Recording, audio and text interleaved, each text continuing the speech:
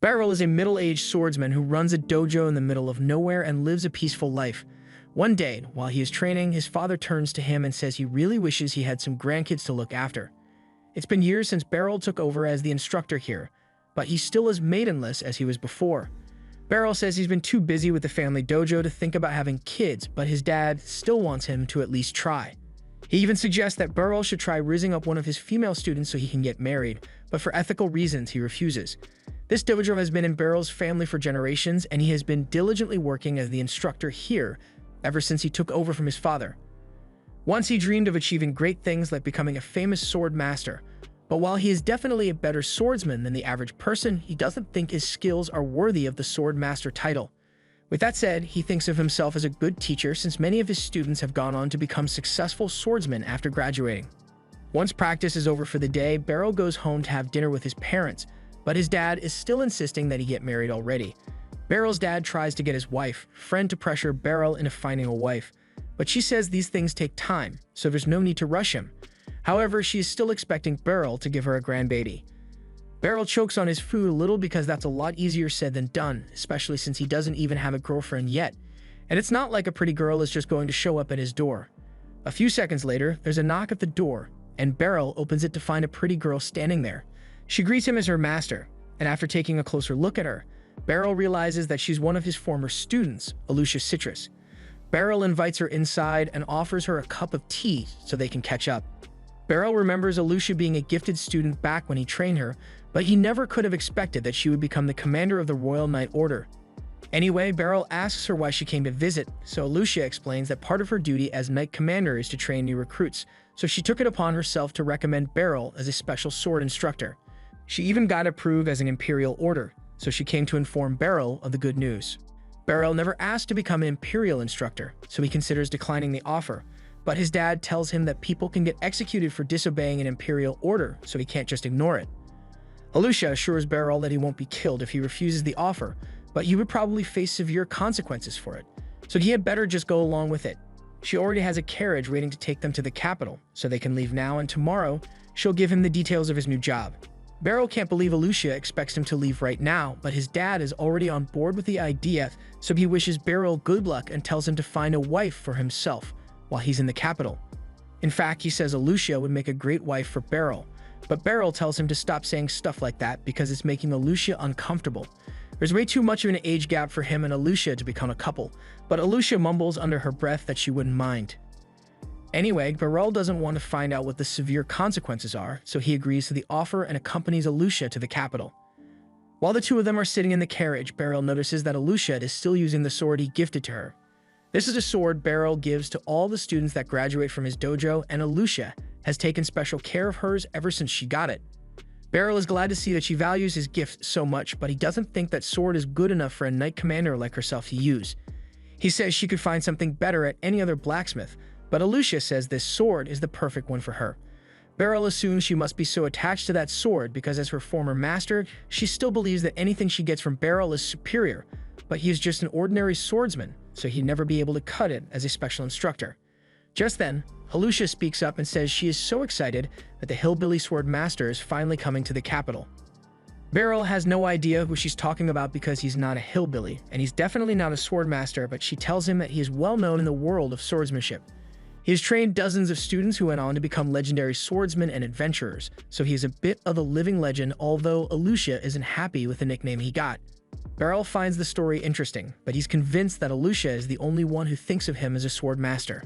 Soon, they arrive at the royal capital, so Alicia drops Beryl off at an inn so he can rest, and she says she'll come pick him up tomorrow morning. The next day, Alicia takes Beryl to the castle and introduces him to the Knight's Order. She informs all of the recruits that Beryl is so strong that even she would be no match for him, so they should feel honored to have such a skilled man as their teacher. However, a couple of the knights don't think Beryl deserves to be in such a high position, and one of them is particularly unhappy about this. A little while later, Beryl is talking with Alicia in the halls, and she is congratulating him for officially becoming a special instructor. She tells him he only needs to come in to train the recruits 3 or 4 times a month, so it shouldn't interfere too much with his usual lessons at the dojo. Just then, a girl comes running up to Beryl, and she's so excited to see her master again that she can hardly contain herself. Her name is Kiruni, and she was a student at Beryl's dojo 2 years ago. He recalls that her dream was to join the Knight's Order, so he is glad to see that she actually made it happen. Although Kuruni is still only a trainee, so she's still got a lot of work to do before she can become a proper knight. With that said, she is happy that she'll get to train under Beryl again, and the same goes for Alucia. Later that day, Beryl returns to his home, but as he opens the door, he finds that yet another one of his students has come to pay him a visit. His name is Randrid, and he came to introduce Beryl to his wife and newborn child. Beryl is happy to see that Randrid is doing well, but his father cuts him off and says Beryl shouldn't bother coming home until he has a wife and kid like Randrid over here. Speaking of Randrid, after graduating from Beryl's dojo, he went on to become a platinum rank adventurer, but now that he has a child, he wants to retire and move back into the village. Platinum rank is pretty hard to achieve, so Beryl is surprised that Randrid is willing to give it up so easily. But then again, being an adventurer is dangerous work, so he probably doesn't want to risk it while he has a child to take care of. While he's here, Randrid promises to do his best to run the dojo, but Beryl has no idea what he's talking about. Beryl's father tells him that since Randrid is decently skilled, he can take over as the dojo's instructor, and that means Beryl won't have to stay here anymore, so his father is kicking him out, even though Beryl owns this house. The next day, Beryl explains the whole situation to Alucia, and explains that he needs to find a house here in the city. The inn he slept at yesterday was a little too luxurious for him to stay there permanently, so he wants to find a place that's more affordable, and Alucia is more than happy to help him look.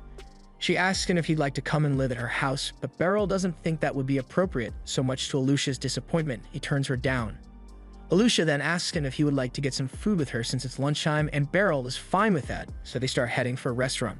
However, while they are walking, someone calls Alucia shameless for walking around town with a man and calling him master without a second thought. The girl and Alucia seem to have an unpleasant history together, and the girl thinks it is outrageous that a proud knight commander would be running around with a random man. Beryl has been trying to hide his face so he can avoid conflict, but the girl wants to see his face, so she pulls the map down, and as soon as she recognizes Beryl, she calls him master too.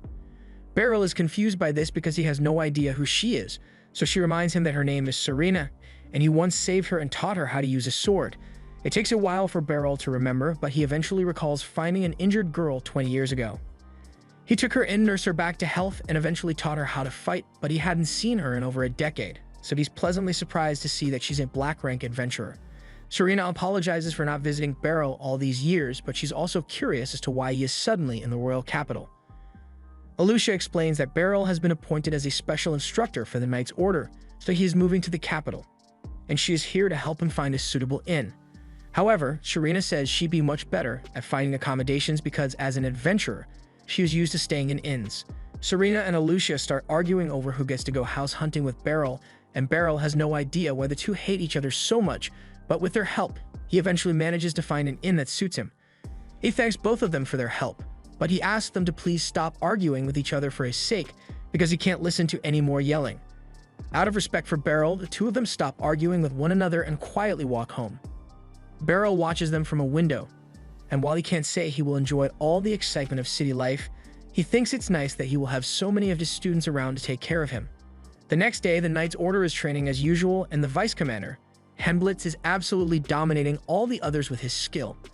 After defeating his sparring partner, Alucia suddenly makes an announcement and informs everyone that there has been a change to the schedule. Instead of once a week, Beryl will be instructing them starting today, so she expects them to work harder than ever before. Beryl tells them all that he's happy to be here, but before he can begin his first lesson, Hemblitz approaches and says he has something to say. To be a special instructor for the Knight's Order, Beryl would need to possess a certain level of strength, so he is challenging him to a duel. Hemblitz isn't trying to be disrespectful, he simply wants to make sure that Beryl is good enough for the position, and as the Vice Commander, he is within his rights to ask for a duel, so Alucia sanctions it. Beryl really wishes she would stop agreeing to things on his behalf, but since Hemblitz challenged him, he has no choice but to get ready for the duel. Hemblitz is sure that Alucia only thinks highly of Beryl because he was her instructor when she was a kid, but that doesn't mean Beryl is cut out to be a special instructor for the Knight Order, so Hemblitz is going to prove that by defeating Beryl right now. Beryl agrees with Hemblitz because he doesn't think he's good enough for this job, but it would look bad for Alucia if the man she recommended lost easily, so he decides to do his best against Hemblitz. The duel commences, and Hemblitz charges in to attack Beryl. Beryl begins parrying the attacks, and he is amazed by the sheer power and speed that Hemblitz possesses, but he knows that if he can deflect one of the strikes just right, then it will leave Hemblitz wide open and he can close in for a strike. That's exactly what he does, and Hemblitz is left speechless because in a real battle, he definitely would have died just now. That counts as a point for Beryl, so the two of them return to their starting positions and Hemblitz begins attacking again. Beryl still can't believe how strong Hemblitz is, but all of his moves are predictable, so it was pretty easy for him to parry. Hemblitz realizes he won't hit Beryl if he doesn't go all out, so he uses his signature move to attack. The Roaring Blade technique has so much power behind it that it can't be blocked or parried, so there should be no way for Beryl to win here. However, after Hemblitz swings his sword, Beryl disappears and reappears behind him with his sword next to Hemblitz's neck. With this, Beryl has officially won the duel, and Hemblitz isn't even mad about it. He is just amazed by the skill Beryl just displayed, and he apologizes for being so rude earlier. Later on, Hemblitz holds a party to welcome Beryl as the new instructor, but he still really wants to know how Beryl managed to counter his signature spin move. Beryl explains that all he did was move along with Hemblitz's rotation, which is how he ended up behind him, but doing it is a lot harder than Beryl makes it sound. In any case, Hemblitz is looking forward to training under Beryl, and so are the others. A week has passed since Beryl became an instructor here, and while two of the knights are practicing together, he comes over to give them some advice. He has been watching how they fight and their swordplay is decent, but he thinks they need to work on their distance. He demonstrates that if you focus too much on watching your opponent's sword, then your opponent can get closer without you noticing. It may not seem like much, but in a real sword fight, half a step of distance can be the difference between winning and losing.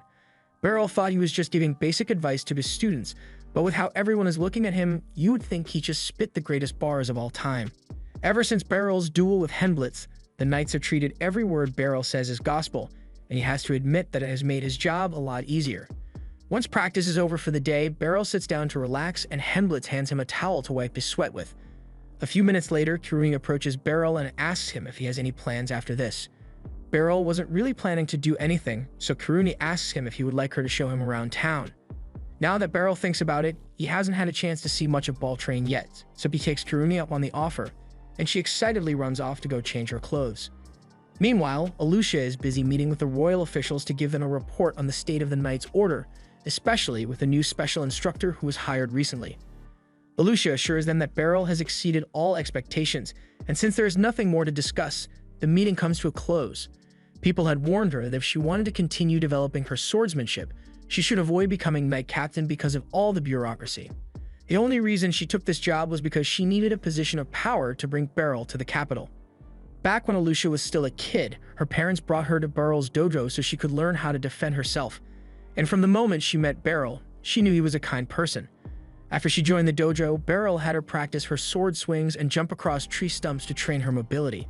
He also had her do some basic strength training, and while his methods may have been a little unorthodox, before long, Alucia felt very comfortable using a sword. One day, Beryl asked Alucia if she would like to have a mock battle with him, and she excitedly agreed because she wanted to show off everything she learned. However, when she actually went up against Beryl, she couldn't find any openings in his stance. Since Alucia grew up learning from Beryl, she thought all sword instructors were as good as he was, but one day, when Beryl took them out to participate in a mock battle against another dojo, she realized she was wrong. The person she was up against was full of openings and had the patience of a toddler because he blindly attacked Alucia without a plan. As expected, Alucia mopped the floor with him, and it was barely even a challenge for her. Once the mock battle is over, Beryl and his students start walking back to their dojo, and Beryl is glad that his students got a chance to face people who had different fighting styles. Speaking of which, Alucia asked Beryl if his dojo happens to be better than average compared to the others, but he doesn't like to think of it that way. Sure, they may have won the mock battle today, but it's more important to focus on what you learned from the experience rather than whether you win or lose.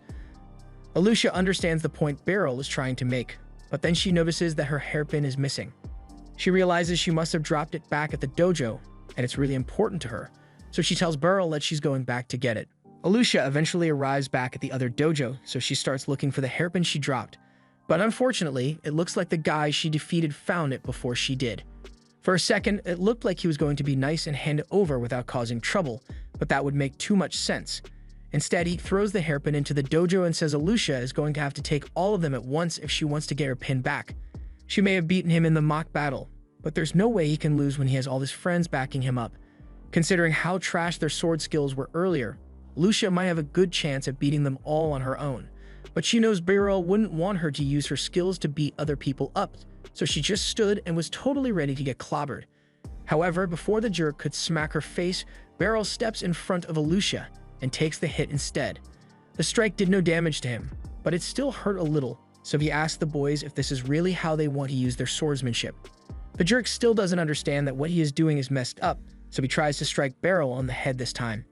However, Beryl easily ducks down and disarms the jerk in one swift motion. He then goes on to parry a bunch of the jerk's friends, but before things get any worse, the master of his dojo shows up. He heard a commotion and ran over as soon as he could, but he is very disappointed to see his students behaving in such an uncivilized manner. He kneels down to sincerely apologize to Beryl and promises to make sure this never happens again. Beryl and Alucia begin walking home together, and Beryl explains that he got a bad feeling when Alucia went to get her hairpin, so he followed her to make sure she was alright. Alucia feels bad because Beryl got hit because of her, but he tells her the hit wasn't that bad. And besides, she didn't do anything wrong, so she doesn't need to blame herself for what happened. If anything, he thinks this was his fault because as Alucia's teacher, he shouldn't have let her go alone into a potentially dangerous situation. Years go by and Alucia is in the middle of another mock battle with Beryl. Beryl's form is still as solid as ever, but this time, as he swings his sword, Alucia is able to keep up with him and score a point against Beryl for once. Beryl is surprised by how much Alucia had improved, but he believes she is finally ready to graduate from his dojo, so he presents her with her ceremonial graduation sword. By now, Alucia had come to realize that Beryl was ignorant of how godly his sword skills are, and she really didn't want to leave his dojo because there was still so much she could learn from him. But at the same time, she didn't want to cause trouble for Beryl, so she didn't argue with him over it. Instead, she set out to prove that Beryl's techniques are superior to all others, so she enrolled in the Knight's Order program and took the entrance test. And just as she expected during the test, none of her fellow candidates were a match for the training Beryl gave her.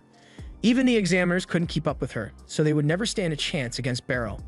He possesses near-inhuman reaction time and observational skills that far exceed any normal person, so there's no doubt in Alucia's mind that Beryl is the greatest swordsman in the world. However, Beryl isn't aware of his skill, and knowing him, he would happily live out the rest of his days as an unknown swordmaster, but Alucia refused to let her master remain unrecognized. With her skills, she slowly rose through the ranks of the Knight's Order in hopes of gaining the power to support Beryl, and by the time she had finally acquired the position of Knight Commander, it had been 10 years since she left Beryl's dojo. And in that time, Beryl became even more amazing than she remembered him to be. She feels a little guilty about appointing him as an instructor without asking first, but it was the only way she could get him to leave the village and gain some recognition. She returns to the training hall and meets with Hemblitz to ask how training with Beryl went. Hemblitz tells her that it was amazing, and that they all learned so much from him today. Alucia doesn't see Beryl around, so she asks if he already went home for the day, but Hemblitz tells her he actually left with Kiruni because she said she wanted to show him around town.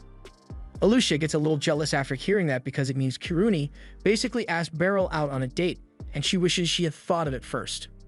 Meanwhile, on Beryl and Kiruni's date, she is showing him all the wonderful shops they have in town, and Beryl is amazed by how lively this place is compared to his village. Although he wonders why Kiruni brought him to the Western District, since all the tourist attractions, like the Church Palace, are meant to be in the Northern District. Kiruni says he is right, but once you've lived in the city for long enough, you see the palace and church all the time, so it gets kind of boring after a while. But Beryl was actually looking forward to seeing it, though. While they are still walking through the market, Beryl hears someone call out to him, so he turns and finds this girl walking towards him. She is calling him master, so she must have been one of his students, but he has no idea who she is. She also seems to be good friends with Kiruni, but he still can't remember who she is. The girl is disappointed that her master has forgotten about her, so she points to her sword to remind him that she was one of his graduates. Beryl thinks about it for a few more seconds, and he finally remembers where he has seen the girl before. Her name is Ficelle, and she was indeed one of his students. She spent 2 years training alongside Kiruni, although she looked a lot different back then. It has been 5 years since Beryl saw her, so she was bound to have grown up a lot since then. And she's been doing pretty well for herself in the capital, because she is now the ace of the Magic Corps. Beryl is happy to hear that she is doing well, but he's a bit surprised that she joined the Magic Corps because he doesn't remember teaching her anything about magic. Kiruni asks Feist if she's here to do some shopping, so she explains that she came to buy some magic accessories. Beryl has never heard of magic accessories before, so Feist picks one up and explains that it allows anyone to use magic. Although she is capable of using magic without any accessories, Beryl is surprised that Feist can really use magic on her own, but then again, she did say she is part of the Magic Corps, so it makes sense. Just then, Beryl hears a woman scream because her purse just got snatched. As soon as he sees this, Beryl gets ready to chase the guy down, but before he does anything, Feist tells him he can let her handle this. She then draws her sword and covers it in magic before slashing the direction of the thief. Her slash releases a burst of magic energy which ties the thief's legs up, and once he hits the ground, Kurumi apprehends him. Beryl is impressed by how well the two of them handled the situation, especially Ficel's magic, because he has never seen anything like it before. Ficel explains that she basically covers the sword in magic whenever she fights, and Beryl's training is really useful when it comes to adapting the magic for combat, so she is thankful. And Beryl is equally thankful that Ficel is still using all the techniques he taught her. The next morning, Beryl wakes up early to go for a stroll through the city, but while he is walking, he hears someone calling his name. He turns around and finds a little girl standing there, so he asks her if she's lost. The girl yells at him for treating her like a child because she is the head of the magic corps, but Beryl thinks the girl is just playing a game, so he doesn't believe her.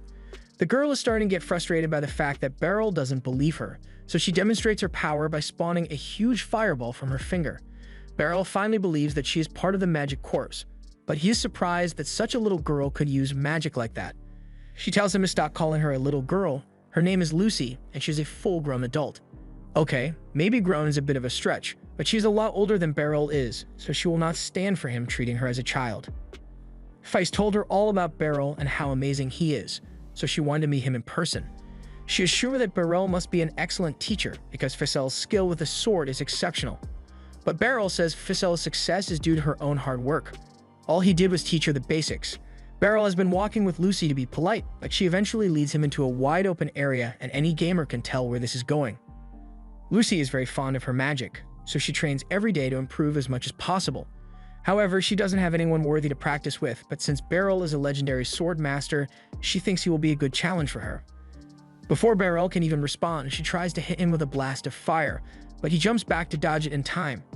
Beryl would have preferred to avoid fighting altogether, but with the way Lucy is staring at him, it doesn't look like she will let him go until he gives her a proper fight, so he draws his sword and gets ready to face her. Lucy launches a massive fireball at Beryl, so he jumps out of the way and starts darting around to evade her attack. Lucy continues throwing fireballs at him, but Beryl is able to dodge and parry everything she shoots at him, so she decides to switch things up and uses ice magic to create 3 ice balls. She throws the ice balls at Beryl, and despite their size, he is easily able to cut the ice in half with one swing of his sword. After seeing what Beryl can do, Lucy is even more invested in this fight, but Beryl wants to end things as soon as possible, so begins charging towards her. He doesn't want to actually hurt her, so he intends to just use the hilt of his sword to knock her out. But just when he gets within striking distance, Lucy covers herself in flame to force Beryl to back away. He had her worried for a second there because she knows she would get knocked out instantly if she let Beryl get too close. Beryl is really starting to wish he could use magic too because it's really hard to fight against it with a sword, but Lucy is just getting started. She summons even more fireballs behind Beryl, so he's forced to start running again. Lucy finds amusing how Beryl is just running around without a plan, but this is his first time facing a wizard, so he doesn't exactly have a book of strategies for this. The fireballs eventually stop raining down, but just when Beryl thinks he is safe, Lucy drops a massive ice ball on top of him. He spots it in time and parries it back at Lucy, but she is easily able to destroy it with her fire magic. As a result, there is now a layer of mist obstructing her view. So Beryl tries to take advantage of this opening to attack, but Lucy isn't out of tricks yet and uses lightning magic to knock him back. Beryl hasn't managed to land a solid attack on Lucy yet, but she hasn't landed a hit on Beryl either, and she's starting to get frustrated by it. She was hoping to end this with basic spells, but since Beryl has held out for so long, she decides to use her trump card. Beryl notices her pause for a moment, so he thinks this might be his chance to attack, but a second later, he freezes in his tracks because Lucy just summoned a black hole. He isn't exactly sure what that thing is supposed to do, but he can tell that it'll be bad if he rushes in, so he patiently waits for Lucy to make a move. However, she suddenly gives up and dispels her magic. There's no point in continuing the fight if Beryl can maintain his composure like that in the face of a black hole, so she apologizes for taking things too far and says they can end things here for today. Beryl is just relieved that he doesn't have to fight her anymore because it's really nerve-wracking to go up against someone like Lucy. But out of curiosity, he wants to know what would have happened if she decided to launch her spell, and Lucy explains that in theory, the spell should have shredded Beryl's body to pieces. Granted, she can see why Ficel looks up to Beryl so much because most people who saw that spell would have passed out from fear immediately, and this is the first time she had come across a swordsman like Beryl who could put up such a good fight. That said, she really is sorry for randomly forcing him into a duel, so she tells him to come to the Magic Institution later, and she'll personally make up for all the trouble she caused. Late that day, Beryl heads to the training hall as usual to instruct the students, and while he is on his break, he happens to run into Ficelle in the hallway. She is here to deliver magic healing potions on behalf of the Magic Institute, and she tells Beryl he can have one for himself. He tries to turn her down since healing potions are really expensive, but Feist tells him this one is free as her way of apologizing for what happened with Lucy this morning. Beryl was still half convinced that Lucy was really just a little girl, but Feist explains that Lucy uses magic to keep herself looking young, so no one actually knows how old she is. Even so, Beryl is surprised that Lucy could fit so much power into such a tiny body because he was really worried that he might die when she was attacking him. He never wants to fight another wizard again after what happened, but Feist tells him that Lucy is a special case. Normal wizards can't cast magic continuously like she can, so he would probably be able to beat most wizards in a fight. Just then, Lucia shows up and she tells Beryl that he has just received a special request. He is curious about it, so Lucia leads him to a room where they both meet with Serena. She tells them that the Adventurers Guild would like to hire Beryl to organize some special training for the new adventurers in preparation for their first descent into a dungeon. Hearing about the new adventurers makes Beryl think back to his younger days when he wanted to be an adventurer. Items found in a dungeon can be pretty valuable, so Beryl was eager to conquer one, but then he got beaten up by monsters on his first day, so he ran home and never attempted adventuring again. He tells the two that he thinks adventuring is a dangerous business. That's exactly why they want him to train the new adventurers. They've already made all the necessary preparations, and it won't interfere with his job as a special instructor here, so there's nothing stopping him. But at the end of the day, Beryl still needs to agree to do the job, so Serena invites him to come to the Adventurers Guild and meet with the guild master to talk about the job. The Adventurers Guild is nearby, so Serena takes Beryl there immediately, and once they arrive, they enter the guild master's office. However, to Beryl's surprise, he finds Lucy sitting on the couch waiting for him. She heard about the job the Adventurers Guild offered him, and since she is good friends with the guild master, she rushed over so she could meet Beryl again. The guild master, Nidus, then introduces himself, and with everything he has heard about Beryl from both Serena and Lucy, he has no doubt that picking him was the right decision. Beryl tries to remind Nidus that he hasn't accepted the job yet, but his words are completely ignored. Nidus points to his assistant Megan and tells Beryl that he can discuss the details of the job with him, but before any of that, Megan wants to clarify something. He asks Beryl if he has any prior experience as an adventurer, and Beryl answers no, so Megan begins to question whether Beryl is really suitable to train new adventurers. Beryl is really happy that Megan said that because now he might not have to accept the job anymore, but Megan's comment pissed off Serena and Lucy since they both already vouched for Beryl, yet Megan is still doubting him. With all due respect, Megan is just looking out for the safety of the adventurers because there have been reports of strange monster behavior recently. Nidus understands the point that Megan is trying to make, so he asks what Beryl would need to do to earn his approval. Megan says that if Beryl can win a duel against the black-rank Serena, then he will prove himself to be a qualified teacher. That seems simple enough, and since Serena is on board with the idea, much to Beryl's dismay, Nidus says he will organize the duel right away. Before long, Beryl and Serena are both on the training grounds and a huge crowd has already gathered around them. They are all eager to see who the legendary Serena is going to be fighting, and Serena is equally excited to get to fight her master again. Back when Serena was a little girl, she and her parents were on a trading caravan, but midway through the journey, they were attacked by a beast that tore the carriage to shreds.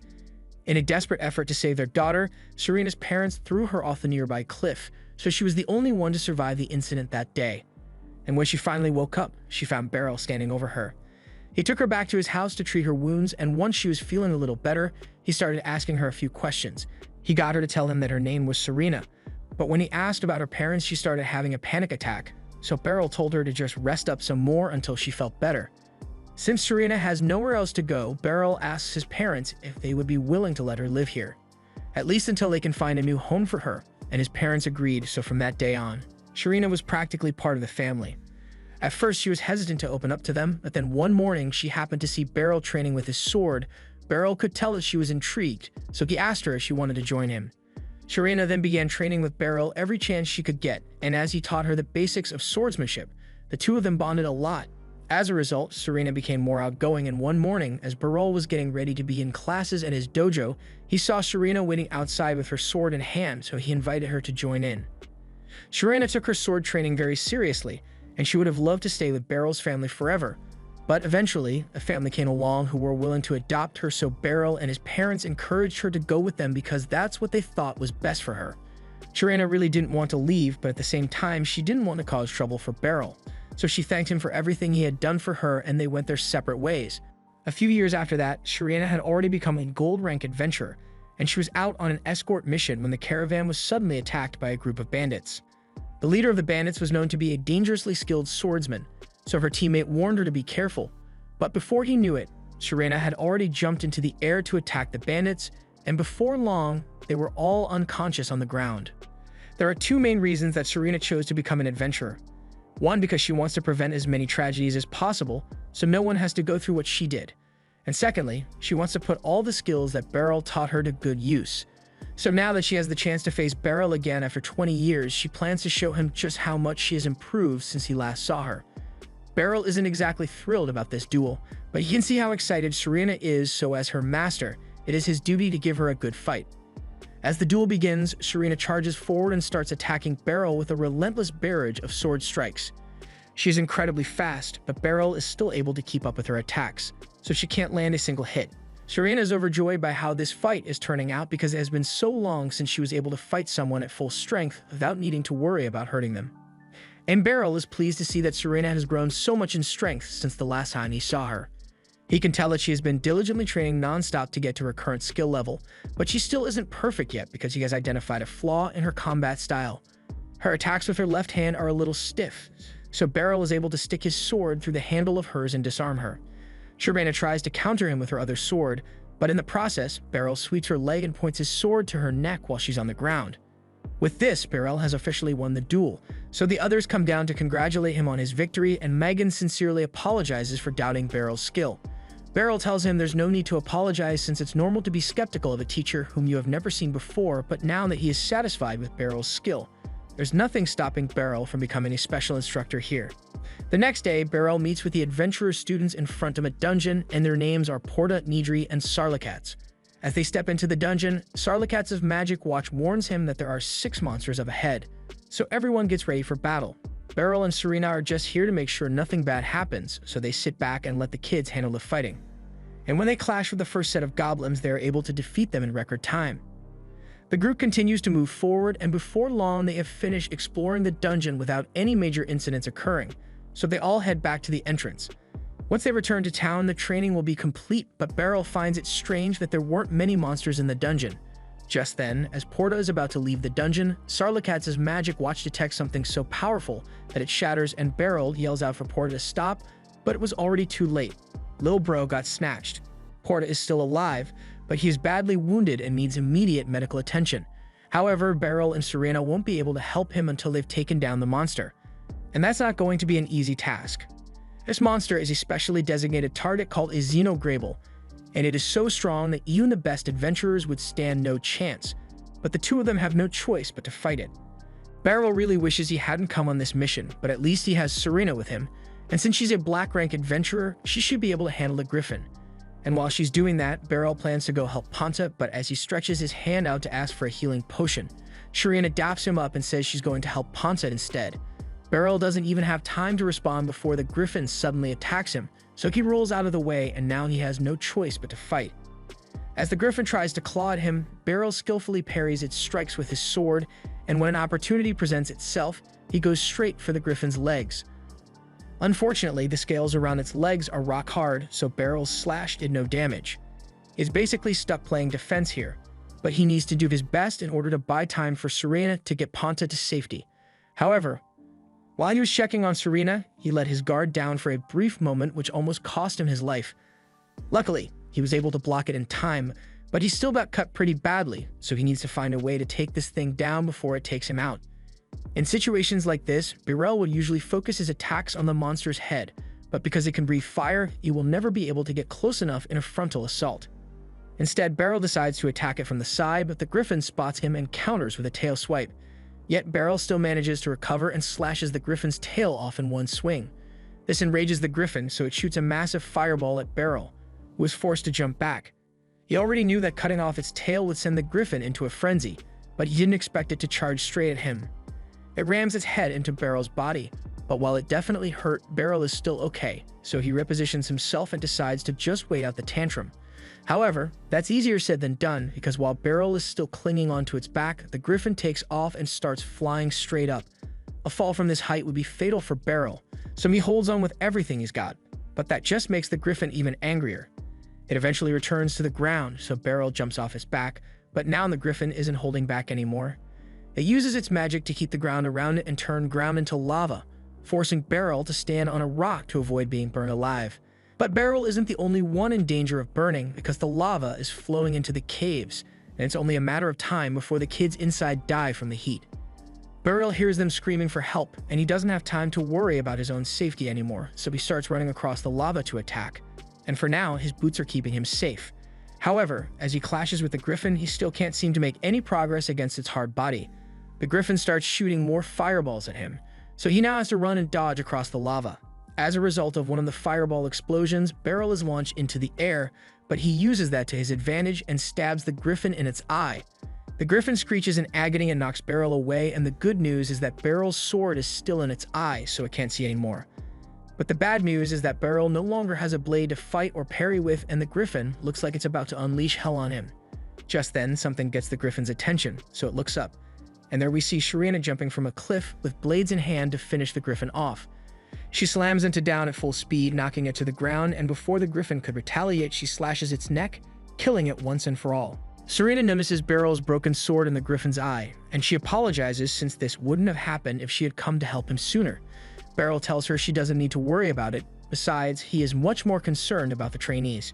Just then, the kids make their way out of the cave, and miraculously, they didn't suffer any major burns, so everything worked out fine in the end. The group heads back to the Adventurers Guild to report what happened to the guild master, and he is shocked to hear that Beryl and Sharina managed to defeat a named monster. Sharina tells him that if Beryl hadn't graciously agreed to accompany them on the mission, she would have most certainly died against the griffin.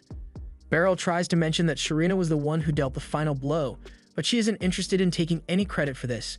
The guildmaster praises Beryl for doing such a good job and promises to repay him for this someday, but in the meantime, he asked Beryl if he would be interested in becoming an adventurer, but Beryl immediately shuts that idea down. After that, he and Sharina head outside, and Sharina apologizes once more because the only reason Beryl got roped into all this was because she was bragging about his strength to everyone. Beryl tells her he doesn't mind, although he still doesn't think he is worthy of all the praise he has been getting. Even so, Sharina tells him he was really strong, and she is glad that she got a chance to fight alongside him in a life-or-death battle. Beryl thanks her as well because all the decisions Sharina made were spot on, which is why they were all able to make it back alive. Sharina is happy to hear Beryl praising her, but she doesn't think she deserves it. However, Beryl tells her she has earned every bit of his praise because she grew up to be an amazing adventurer. The next day, Beryl gets up early because he needs to do something about his broken sword, but he still doesn't know much about the capital, so he asks Kirumi to guide him to a blacksmith shop. He thanks her for agreeing to his request on such short notice, but she was planning to go to a blacksmith anyway, so this is no trouble at all. Alucia also decided to tag along, but definitely not because she's jealous. She says she's here because choosing a sword is an important decision, and she wants to help Beryl make the best choice possible. But the truth is she already missed all of her chances to go on a date with Beryl, so she can't let this opportunity slip through her fingers as well. They eventually arrive at the blacksmith, and the owner comes out to greet Kirumi. Just then, he notices Beryl, and he is shocked to see his master here of all places. Balder used to be one of Beryl's students years ago, and in case you're wondering, yes, he is older than Beryl. In fact, he was the oldest student Beryl ever trained at the time, and the whole reason he trained at Beryl's dojo was because he thought it would be important to know how to use a sword if he wanted to become a good blacksmith. Even so, he always took Beryl's lessons seriously, and by the looks of it, he was able to achieve his dream of becoming a blacksmith. Since everyone is here, Balder asks what he can do for them, so Kirumi goes first and says she needs to have her short sword sharpened. Balder says he'd be happy to help, so he asks her to show it to him. Kirumi hands over her sword, and Balder takes a long, hard look at it, but after a few moments he drops it and tells her there's nothing he can do here because she has ruined the sword. Alucia thinks it's weird that Kirumi ruined her sword since she is usually very precise when practicing, but if that's the case, then there's only one explanation for the state of the sword. Beryl turns to Kirumi and asks her how it feels when she holds the short sword. She thinks about it and tells him the sword feels light, but as soon as Beryl and Balder hear that, they know exactly what's wrong. They tell her that she isn't suited to use a short sword because if you can't feel the weight of your weapon, then you won't be able to wield it properly. With that said, they'll need to find a new sword for her, and Beryl thinks a two-handed great sword might be a good fit. Kiruni is small, but she's also very strong, so she shouldn't have much trouble handling the weight. He asks Kiruni to try holding it, and it's a lot heavier than what she's used to, but it's not too heavy, so she should be able to swing it easily in combat. She decides to buy it since Beryl is the one who recommended it to her, and she likes how cool it looks when she carries it on her back. Now that Kiruni is done with her shopping, Beryl decides to start looking for a new sword for himself from Baldur's collection, but Alucia insists that a swordsman of his caliber should have a sword custom-made. Beryl doesn't think it's necessary to go that far since the swords here should be more than good enough. But while he's still looking, Serena walks in with a huge sack. As soon as Alucia and Serena spot lock eyes, they start arguing because they can't stand each other, but Beryl changes the topic and asks Serena what she's doing here. Serena explains that she came because she has a special job she needs Baldur to do. She drops her sack on the front desk and reveals that it's the leg of the griffin she and Beryl killed. She tells Baldur that she wants him to make a long sword out of this thing. Baldur is amazed because this is the first time he has ever been asked to make a long sword from a named monster corpse. But he wonders why Serena would even want a long sword when she's known for using twin blades. She explains that she actually wants to give the sword to Beryl, but Beryl doesn't think he deserves such a fancy sword. He reminds Serena she was the one who dealt the killing blow, so she deserves to keep the monster leg for herself, but she insists on gifting him a sword since it's the only way she can make up for the sword Beryl lost.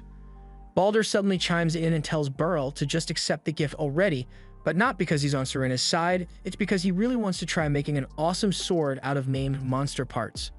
Beryl eventually agrees to have a sword made from the monster's leg, but he can already tell by the look on Baldur's face that he's going to try something crazy. He reminds Baldur that he just wants a regular sword, and Baldur promises not to make anything weird, but for some reason, Beryl doesn't trust him. In any case, Baldur says it will take a while for him to complete his masterpiece, so he asks for a week, and Beryl has no problem with that time frame. So since all their business here is done, says it's time for them to leave. And as soon as he says this, Kiruni comes up to Beryl and asks for a small favor. Since she just bought a new sword, she's going to need to learn how to use it properly, so she asked Beryl to give her some private lessons. Beryl informs her that a great sword has two main functionalities. First, you can put a lot of force behind your swings, and it's best to swing laterally to make good use of your momentum. Secondly, you can hold the sword by the ricasso to make it easier to maneuver. Kiruni tries it out, and it brings back memories because back when she was part of Beryl's dojo, she spent ages learning how to swing her sword properly. Later that night, Beryl is walking home alone, and along the way, he notices a child coming his way. Normally, he'd think nothing of it, but as they pass each other, she tries reaching into Beryl's jacket to steal his money. Beryl catches her in the act and grabs her arm so she can't get away, but all of a sudden, she blasts Beryl with fire magic to distract him. Her plan works because Beryl was forced to let go of her to protect himself. She then runs off into the night and eventually enters a rundown building with a bunch of men gambling inside. As she walks past them, she hands over all the money she successfully stole that night, but the men aren't satisfied with the amount, so they accuse her of slacking off. However, their boss speaks up and tells them to be quiet because Mui would never intentionally do that. After all, she knows there will be consequences if she ever goes against him. Mui's face remains expressionless, but she knows how cruel the boss can be, so she can afford to keep making mistakes. However, she suddenly realizes she made a massive mistake because in her hurry to run away from Beryl, she accidentally dropped her ring on the ground and Beryl just found it. The next day at the training hall, Kiruni is still practicing with her new great sword, and Hemblitz is sparring with Beryl on the other side of the hall. So far, he hasn't managed to land a single hit on Beryl yet, so as he charges in for one final strike, he feeds an overhead slash and targets Beryl's abdomen instead. Beryl is impressed by the technique, but he is still able to counter it, so Hemblitz loses. Hemblitz thanks Beryl for the lesson, and Beryl praises him for improving so much in a short time. That feat was almost perfectly executed, but it still wasn't enough to overcome Beryl's reflexes. Just then, Hemblitz looks over to Kiruni, and he mentions how it takes a lot of guts to suddenly switch weapons like she did, but she shows a lot of promise. And it's really important that the Knight's Order improves his fighting power so they can go against the group of thieves known as the Dark Hand of Twilight. The Twilight Thieves have recently begun operations in the capital, and they are causing a lot of trouble, so the Royal Guard and Knight's Order are investigating. And as soon as they locate the Twilight hideout, they plan to raid the place and apprehend all the thieves. But to be safe, they'll need all the force they can get. And Kiruni is a bit of a powerhouse. Of course, Hemblitz is sure Beryl would be able to single-handedly take down the Twilight Thieves, But he doesn't want to bother him with boring work like this, so he tells him he can leave all the fighting to the Knights of the Knight's Order. But it's not like Beryl wanted to fight anyway. He has never fought against criminals before, and he doesn't plan on starting anytime soon, but he remembers the ring he got off that pickpocket yesterday, and he wonders if it might help with the investigation. However, as soon as Kiruni spots the ring in his hand, she thinks Beryl is planning to give it to someone as a gift, and Hemblitz agrees with her. Beryl tries to explain that the ring isn't a gift, but before he could say anything, Kiruni tells him he might need to get a bigger ring if he wants to propose to Alucia, because this one looks like it only fit a child. Beryl has no idea where she got the idea that he's going to propose to anyone, but he finally gets a chance to speak and explain that he was targeted by a pickpocket yesterday. He managed to grab her hand before she could steal anything, but she managed to escape because Beryl got startled when she used fire magic on him. Kiruni thinks this whole thing sounds strange because if the girl can use magic, then she wouldn't need to be a pickpocket. Magic is a rare talent, so anyone with magic can join the Magic Institute for free and have all living expenses paid for. Hemblitz suggests that the girl might have been using a magical accessory to cast the fire, but in any case, he asks Beryl what he plans to do with the ring. Beryl says he doesn't plan on keeping it, and since the ring is most likely stolen, he wants to return it to its rightful owner.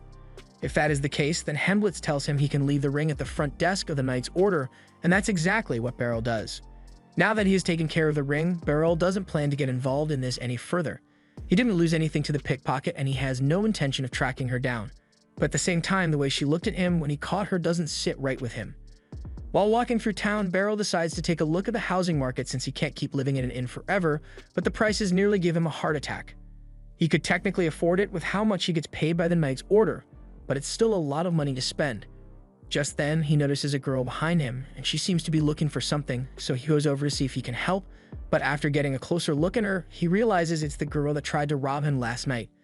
He asks her if she happens to be looking for a ring, and after hearing him mention the ring, the girl attacks him because she thinks he took it, but Beryl asks her to please calm down because he doesn't want to cause a scene. Firstly, he tells her he dropped the ring off at the Knight's Order front desk, so he doesn't have it anymore, and the girl can't exactly walk into the Knight's Order to get it back. Secondly, Beryl asks her if she stole the ring, because it seems odd that she'd go through so much effort to get it back if it wasn't important to her. She tells him she didn't steal the ring, and that's all Beryl needed to hear, so he tells her to come with him so he can get it back with her. Mui is a little hesitant to follow him, but he tells her it will be hard to prove that the ring is hers if she goes by herself. However, if Beryl vouches for her, it shouldn't take long to get it back. Mui reluctantly agrees to follow him, but she makes it clear that she isn't happy about it. After they arrive at the Knight's Order HQ, Beryl gets the ring back, but before he gives it to Mui, he says he would like to have a little chat with her. Just then, Alucia comes out, and when she sees Beryl arguing with Mui, the first thought that comes to her mind is that this must be his secret love child that he never talks about, but Beryl immediately denies it. They all head inside so Beryl can explain the whole situation to Alucia, and now that she knows what's going on, she asks Beryl what he wants to do with Mui. Normally, as a knight, it would be Alucia's job to arrest Mui for theft, but Beryl doesn't want to get her in trouble. He asks Mui if she'll stop pickpocketing if he lets her go, but she doesn't answer the question and just tells him to give the ring back to her. She clearly doesn't intend to stop pickpocketing, but the fact that she didn't lie about it tells Beryl that she's an honest kid at heart. Alucia recalls hearing that Mui used magic against Beryl, so she asks her if she used a magical accessory to do it, or if it was natural. Mui says she did it on her own, so Alucia explains that if she has a talent for magic, then the kingdom will take care of all her needs so she doesn't need to rely on pickpocketing to survive. Mui is starting to open up a little, so she explains that she can't stop because she needs to pay 5 million Dauk. Her boss told her that if she paid him that amount, then he would use magic to bring her sister back to life, but she doesn't have enough time to earn that money legally, so she turned to crime. Beryl immediately realizes that Mui's boss must be lying to her because bringing people back to life isn't possible, but there's no way she would believe him if he said that right now. Just then, Alucia decides to step out because there's something she needs to check, and in the meantime, Beryl and Mui are left alone. Beryl asks her if she'd like to eat some cookies, and Mui declines, but she's clearly hungry, so he thinks him a good idea, so he leaves for a moment and comes back with a loaf of bread for Mui. As soon as he hands her the bread, Mui starts devouring it. Beryl is glad he ran into her today because he has been worried about Mui ever since he saw that sad look on her face yesterday, so getting the chance to help her out even a little makes him happy. With that said, he has kept her here long enough so he gives Mui's ring back to her, and now that she has what she came for, Mui says she's leaving. However, before she could walk out the door, Lucy barges in because Alucia told her about Mui having magical potential. Lucy introduces herself as the head of the magical corps and invites Mui to join the Magical Institute because magic users are always welcome. However, Mui rejects the offer because she can't earn 5 million dalk at the Magical Institute. Lucy asks Mui what she plans to use all that money for, so Mui explains that she's going to pay a wizard to resurrect her dead sister. But as soon as she says this, Lucy tells her she's being scammed because resurrection magic doesn't exist. However, Mui still insists that her sister can be resurrected because she saw it for herself. Or at least that's what she believes, because in her flashback, all this so-called wizard actually does is make her sister's corpse move a little, and Mui was so grief-stricken that she immediately believed he could really resurrect her sister. However, the wizard said it would cost 5 million dalk to fully resurrect Mui's sister, so she has been pickpocketing ever since to earn the money. Lucy feels bad that Mui fell for such a sinister trick, but she tells Mui that there really is no such thing as resurrection magic. Mui accuses Lucy of lying, but Lucy points out that she is a well-respected mage who has studied magic for several centuries, so if resurrection magic was a thing, she would know about it long before some random fake wizard would. By this point, Mui is starting to realize that she may have been tricked, so Lucy asks her for the name of the wizard that started all this. Mui asks why she wants to know, so Lucy explains that she plans to confront him and figure out whether he's lying about resurrection magic or not. On the off chance that he is telling the truth, then Lucy promises to personally pay the 5 million dalk to resurrect Mui's sister. But if the man is lying, then that means he has dishonored the soul of Mui's sister, and Lucy refuses to let that slide. Mui informs her that the man's name is Twilight, and that's the name of the leader of the Twilight Thieves, so Lucy asks Mui to lead her to him immediately. Alicia says she wants to come along as well, but having a knight around would draw too much attention, so instead she asks Beryl to come with her. Before long, they arrive at the entrance to Twilight's lair, and Beryl is surprised that a den of thieves is located right off the main road. Beryl is starting to wish he had borrowed a real sword for this fight, but Lucy assures him that with his skills, a wooden sword should be more than enough to handle some bandits. There's no point in waiting any longer, so Lucy blows a hole through the front door, and they are immediately confronted by a group of thieves. One of the thieves tries to grab Lucy, but she doesn't have time to deal with losers like him. So she blasts the thief away and asks Beryl to handle the rest while she goes to deal with Twilight. The thieves spot Mui behind Beryl, and they realize she's the one who ratted them out, so one of them tries to attack her, but Beryl swiftly pokes him in the throat. He's only got a wooden sword, so the bandits will most likely survive, but getting hit in the throat with a wooden sword still hurts like hell, so they're starting to hesitate. While Beryl is dealing with everyone upstairs, Lucy heads into the basement to confront Twilight, and as soon as he sees her, he uses a magic accessory to drop ice balls on Lucy. However, Lucy is a master mage, so something like this could never stop her. She melts her way out of the ice, but Twilight has more magic accessories up his sleeve, so he uses some telekinesis magic to pick Lucy up, and Lucy realizes that this is what he must have used to trick Mui. Twilight admits that he used telekinesis to move her sister's corpse and pretended it was necromancy, and he still finds it funny how gullible Mui was to believe he could really resurrect people. He then prepares a fireball in an attempt to finish Lucy off, but Lucy's patience has run out, so she casts a wind spell in front of Twilight and knocks him out with a pressure. Meanwhile, upstairs, Beryl has just finished beating up most of the bandits, but one of them gets back up and starts accusing Mui of being an ungrateful brat after everything Twilight has done for her.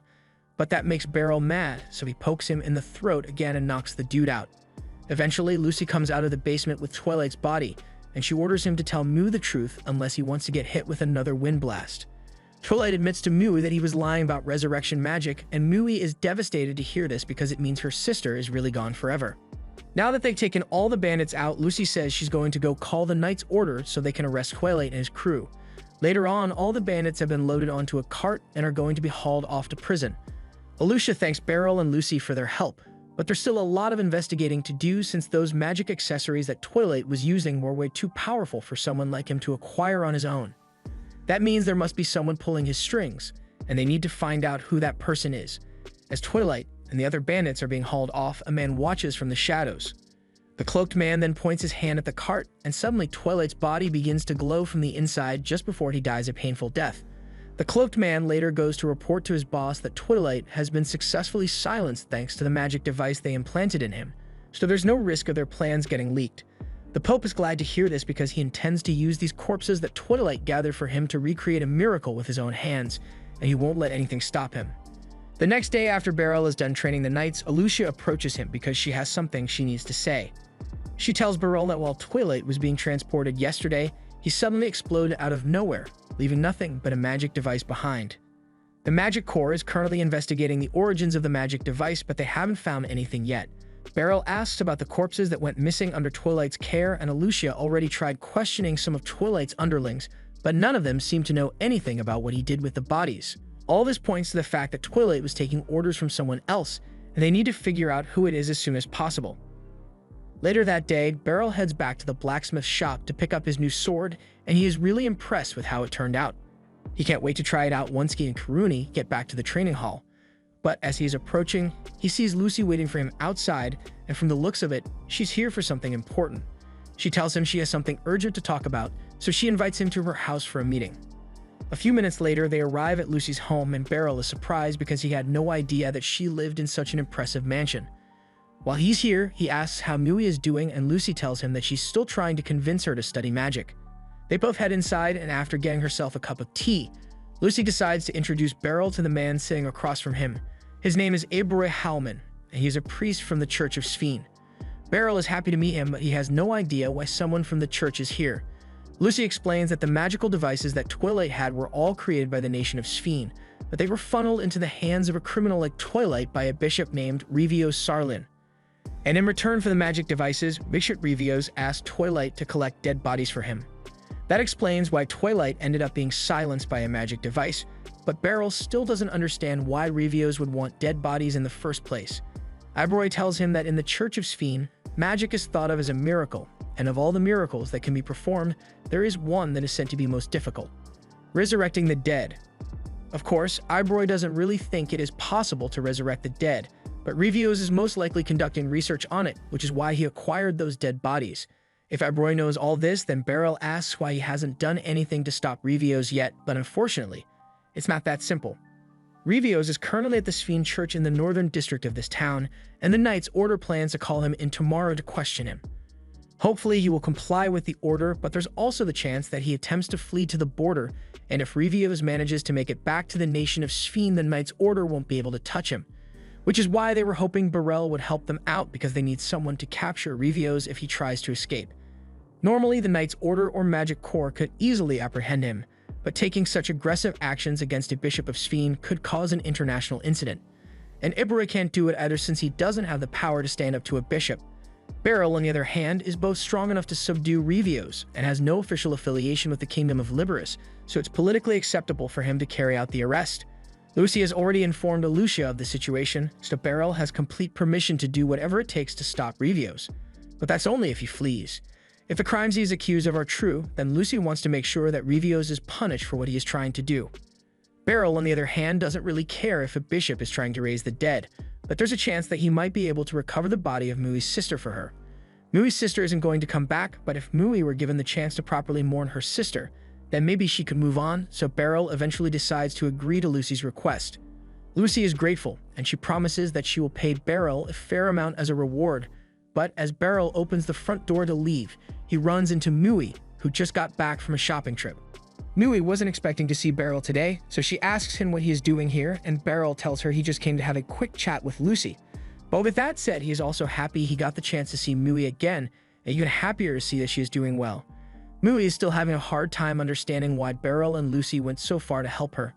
She was a thief who tried to steal from Beryl, yet they saved her from Twilight, and now they are giving her a place to live and taking care of her. She doesn't understand why they care about her so much, and Beryl knows she must be confused by how much her life has changed overnight, but he tells her she doesn't need to overthink it.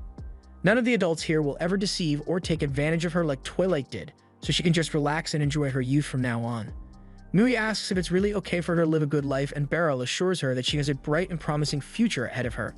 He tries to pat her head, but Mui smacks his hand away because she doesn't like being treated like a child. Beryl decides to leave her be for now because she'll eventually warm up to everyone around her, and a few moments later he leaves Lucy's house. Later that night, Beryl is sneaking around the Northern District Church to see if Revios is up to something, and sure enough, he finds out that Revios and his men are loading up their stuff so they can flee the country. He tries sneaking around the back so he can stop Revios, but he is stopped by a man in a cloak. The man recognizes Beryl as the one who took down all of Twilight's minions, and he already anticipated that Beryl would be sent to stop them. Beryl knows this isn't going to work, but he still has to inform them that Revios is going to be called in for questioning tomorrow, so he isn't allowed to leave the country. But as expected, the Spur doesn't care about the order at all and calls 3 swordsmen to take care of Beryl. He even gives them permission to use magic against him, so the 3 swordsmen touch blade tips and chant a spell to boost their strength and speed. They are now much faster than they were before, so Beryl is going to have a hard time keeping up now. While those 3 are keeping Beryl occupied, Revios and Spur head back into the church to finish packing up their stuff so they can escape. It has been a while since Beryl has had a fight with killing intent, but if he holds back against these guys, he won't make it out of here alive. So as the first one charges at him, Beryl swiftly dodges and slashes him across the chest. The other 2 now realize how dangerous Beryl is, so they attack him together to stall while reinforcements close in. Now Beryl is surrounded by 5 boosted attackers, and even for him, this is a bit too much to handle alone. Luckily, he isn't alone. And just as one of the swordsmen is about to slash Beryl, a wind spell knocks his blade out of his hand. Fixel then runs up and tells Beryl she is here to help him, and Karuni is here too.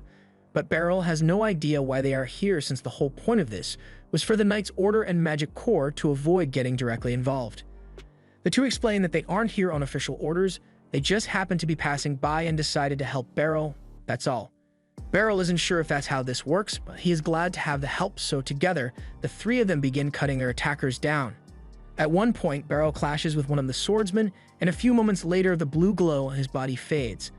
The swordsman freezes up and falls over when this happens, so Beryl takes the opportunity to knock him out even though he doesn't understand what just happened. Fixel explains that their buff spells must be wearing off, so they are suffering the backlash now, and that should make them easy to defeat. But there are still more reinforcements heading this way, so Fixel and Karuni tell Beryl that they can handle things here, so he should go after Revios. Beryl thanks them for the help and runs into the church to chase after Revios, but before he could get to him, Spur steps forward while Revios begins casting a spell. He tells Beryl that he is going to be the first to witness the miracle of life that Revios dedicated his life to studying, and once his spell is complete, the coffins nearby begin to shake. A few moments later, the corpses inside begin to move, and it seems like Revios was successful in his research into resurrection magic. Or at least half successful, because these people are pretty much just zombies. Among the zombies, Beryl spots Mui's sister, and he remembers how badly Mui wanted her sister to be revived, but he also knows that Mui wouldn't want to see her sister in this state, so he has a tough choice to make. He is going to have to destroy the corpses, so as one of the zombies grabs his leg, Beryl chops its head off. The zombie then bursts into blue flames, so Beryl does the same thing to the rest of them until the only one left is Mui's sister. He wanted to give Mui a chance to mourn by returning her sister's corpse to her, but it doesn't look like that's possible anymore, so he apologizes before striking her neck. Mui's sister then disintegrates in blue flames, leaving nothing but a ring behind, but Beryl's troubles aren't over yet because Spur comes back to finish him off and charges at Beryl with full force. Beryl parries his initial attack, but Spur is a lot more skilled than Beryl thought he would be, so he manages to catch Beryl off guard and stab him in the shoulder. But that doesn't mean Beryl is going to let himself lose. He recomposes himself and runs straight at Spur with determination. And as Spur tries to slash him, Beryl moves out of the way before slashing Spur across the shoulder. Spur never could have imagined that an old man like Beryl would be able to keep up with him after using his magic boost, but he still has one more trick up his sleeve, so he takes out a dagger and stabs himself in the side to give himself an extra boost in power.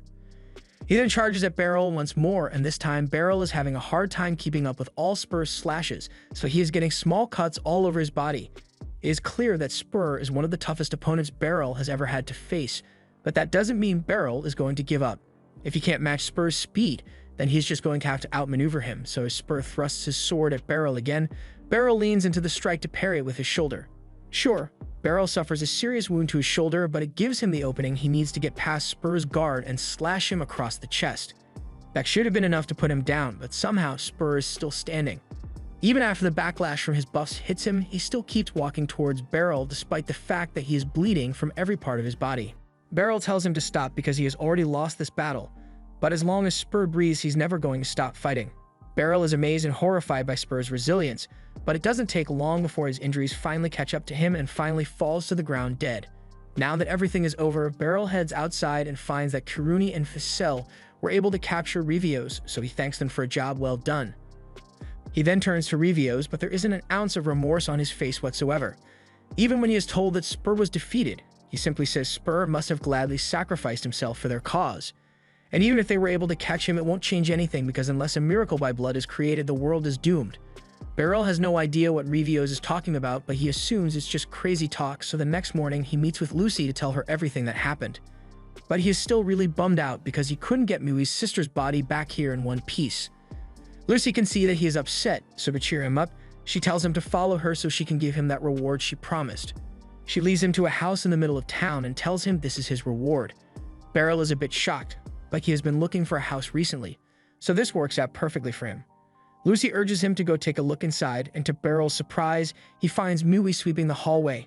He asks her what she's doing, so Lucy explains that last night she and Mui had a talk and Mui decided that she is going to enroll in the Magic Academy.